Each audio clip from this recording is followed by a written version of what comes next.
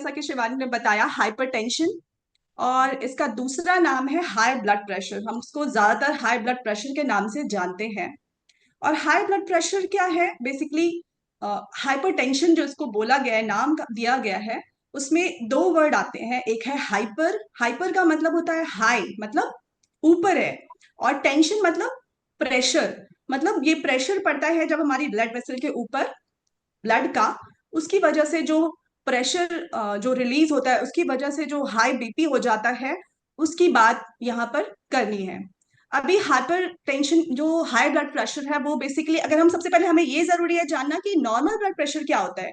तो normal blood pressure हमारा, अगर हम सभी को पता है कि 120 यानी कि 120/80 या 80, आप जिसको बोल सकते हो, 120/80 मिलीमीटर ऑफ मर्करी में इसको मेजर किया जाता है। जो एक नॉर्मल रेंज है वो ये होती है। अभी ये है क्या? तो बेसिकली जब हमारी ब्लड वेसल है, हमें सभी को पता है, पूरी हमारी बॉडी के अंदर जो ब्लड है वो पतली पतली वेसल्स के थ्रू, आर्टरीज के थ्रू फ्लो होता है, बॉडी के हर एक पार्ट में पहुंचता है। और जब ये जब ये ब्लड फ्लो करता है, तो जो ब्लड वेसल्स में से फ्लो कर रहा है, उनकी दीवारों पर ये अपना प्रेशर डालता है। और उसी प्रेशर का नाम दिया जाता है ब्लड प्रेशर।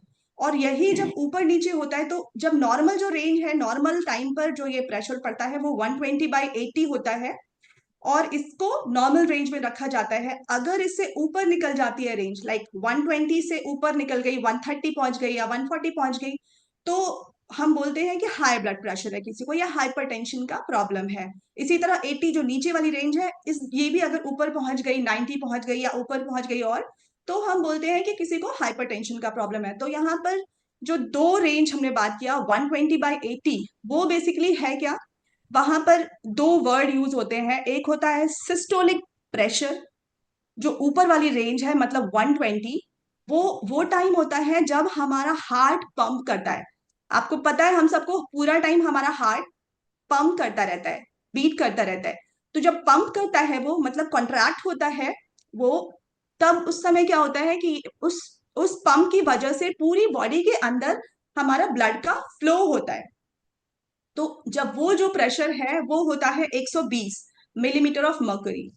नेक्स्ट जो दूसरा है रेंज, वो है डायस्टोलिक प्रेशर। मतलब उसका नाम दिया गया है, मेडिकल टर्म यूज होता है डायस्टोलिक प्रेशर। ये क्या है? ये बेसिकली जो नीचे वाला है रेंज, मतलब वो टाइम पंप करने के बाद जो बहुत ही फ्रैक्शन ऑफ सेकंड के लिए हमारा हार्ट रेस्ट करता है, उस उसको बोलते हैं डायस्टोलिक प्रेशर। तो ये रीजन है कि दो रेंज आती है, 120 एंड 80, मतलब 80। तो 120/80 की जो रेंज है वो इसी तरह से आती है।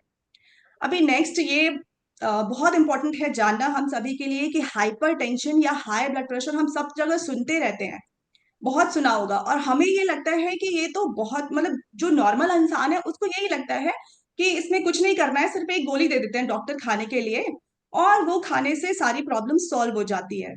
बट हाइपरटेंशन या हाई ब्लड प्रेशर को साइलेंट डिजीज बोलते हैं। मतलब एक, कई बार तो डॉक्टर्स इसको साइलेंट किलर बोलते हैं, बट मैं ये टर्म नहीं यूज करना चाहती, इसलिए मैं साइलेंट डिजीज इसको कह रही हूँ कि मतलब इतनी साइलेंट है, इतना चुपचाप होती है कि इसका कोई सिम्टम बॉडी के अंदर नहीं दिखता है किसी को भी।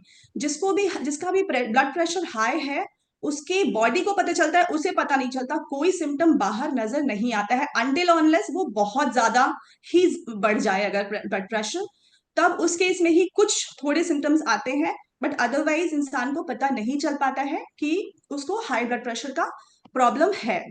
तो और ये रीजन होता है कि इसके दूसरे कॉन्सिक्वेंसेस होने के चांसेस बढ़ जाते हैं।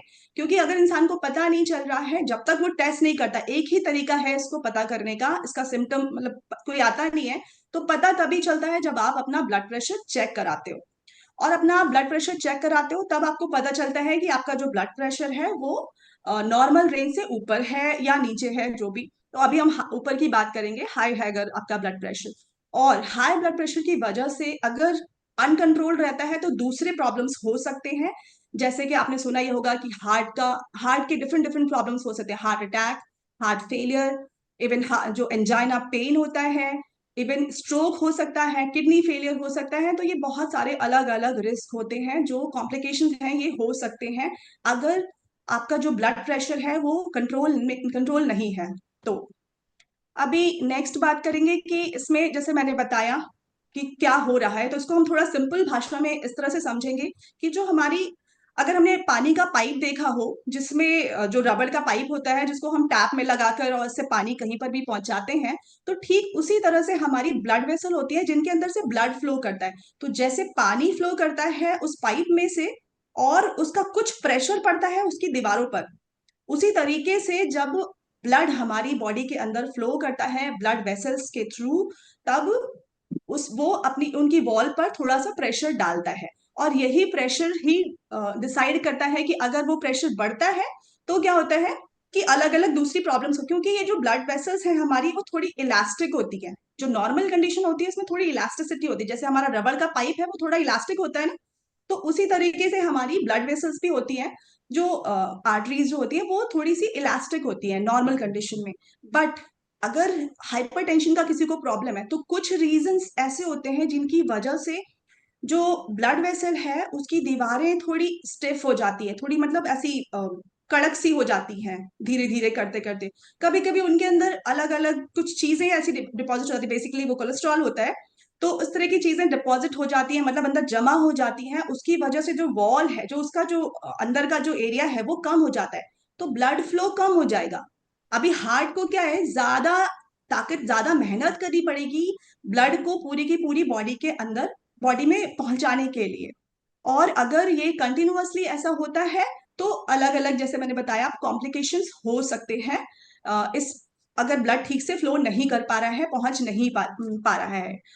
अभी ऐसे कौन से लोग हैं जिनको रिस्क है, हु इज एट रिस्क? तो बेसिकली जब जो ओल्ड एज के लोग हैं, थोड़ा जिनकी ज्यादा एज हो गई, ओल्ड एज कह लीजिए आप, या फिर 65 एंड अबव के जो लोग हैं, उनमें क्या हो रहा है कि एज के साथ साथ ब्लड वेसल थोड़ी सी, जो उनकी दीवारें हैं थोड़ी कठोर सी होने लगती हैं, थोड़ी सी, अगर उनका खान पान अच्छा नहीं है, उनका न्यूट्रिशन ठीक से नहीं मिल पा रहा है, तो वो एज के साथ पॉसिबिलिटी होती है कि थोड़ा जो इलास्टिसिटी है वो कम हो जाती है।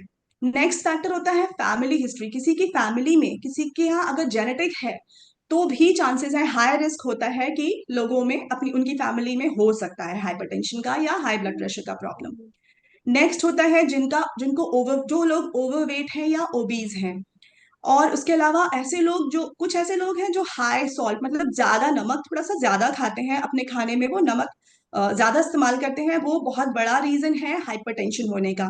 उसके अलावा अल्कोहल है, और सेडेंटरी लाइफस्टाइल हमारा, क्योंकि जीरो फिजिकल एक्टिविटी है और लाइफस्टाइल पूरी तरह से सेडेंटरी है, तो वो भी कहीं ना कहीं रिस्क फैक्टर होता है। आपका आगे एज में जाते जाते हाई ब्लड प्रेशर हो सकता है।